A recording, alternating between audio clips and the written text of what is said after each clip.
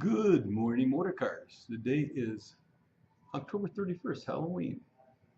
This day in history, 1864, Nevada became the 36th state. 1941, work on the Mount Rushmore Monument was completed.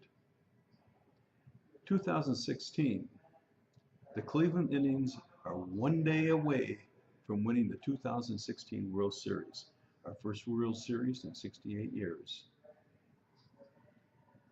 Thought for the day. There was an article in Forbes magazine, which I'm going to give a big toot for. Forbes, a national magazine, one of the top magazines in the country. There was an article in it that said, why Cleveland is America's hottest city right now. And I'd like to read a little bit from it.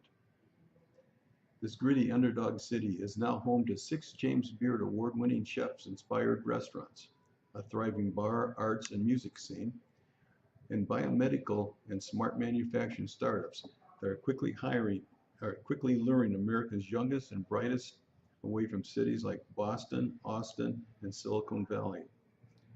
All of which makes every Saturday night along the East 4th Street, just north of Quicken Loans area, look more like Soho or South Beach than the Rust Belt Strip one might conjure up in their minds when someone says Cleveland.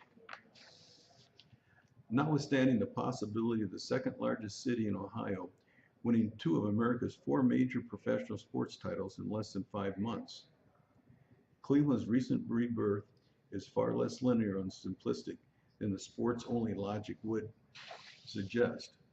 It's a result of years of forward-thinking, investment in the community, revitalization, tourism, infrastructure, and creating an identity that's distinctly Cleveland. 2016 has been a fairy dust year for Cleveland, said Dan Gilbert. The trifecta between winning the NBA championship this spring, hosting the Republican National Convention in July, and having the World Series in town now has put us on the national spotlight on us all year long. If the real story weren't actually about what we've done to turn the city around on the ground, it would be all just be about our sports teams, Gilbert explains. But the city is so much more than 15 players on the Cavaliers or the Indians being in the World Series.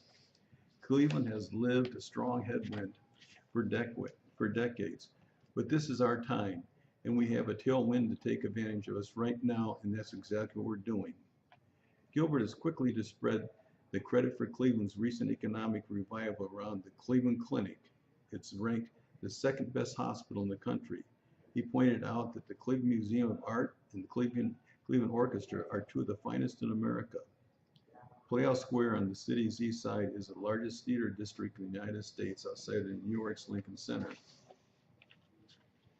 It's also no small influence that the Cleveland foodie culture has been invigorated recently by 2 of the most innovative celebrity chefs in the country, who also happen to be local boys, Michael Simon and Jonathan Sawyer, both native Ohioans, and James Beard award-winning chefs, collectively oversee 6 restaurants in downtown.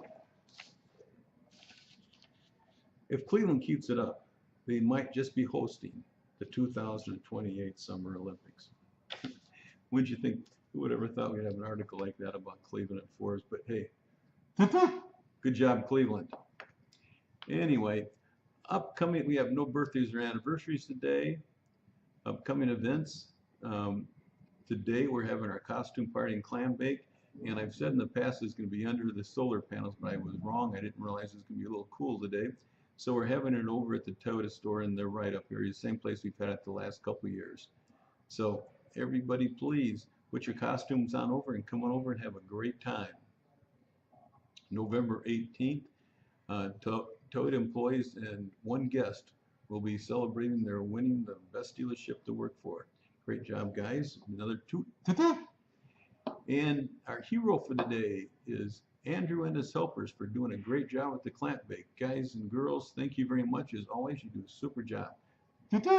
Anyway, let's all have a great day, and go Tribe.